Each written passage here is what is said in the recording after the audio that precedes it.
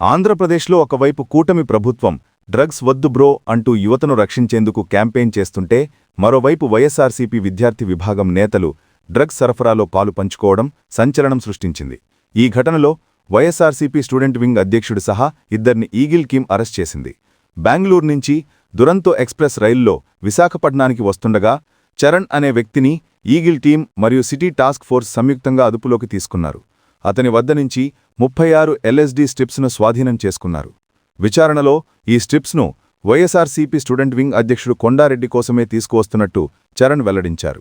ఈ సమాచారం ఆధారంగా పోలీసులు కొండారెడ్డిని కూడా అదుపులోకి తీసుకున్నారు. యువతను డ్రగ్స్ బానిసలుగా మార్చడానికి వైసీపీ విద్యార్థి విభాగం నేతలే రంగంలోకి దిగడంతో ఈ పరిణామం ఎంత ప్రమాదమో ఈ ఘటనతో అర్థమవుతుందని పలువురు వ్యాఖ్యానిస్తున్నారు. చూడు ఏం పేరు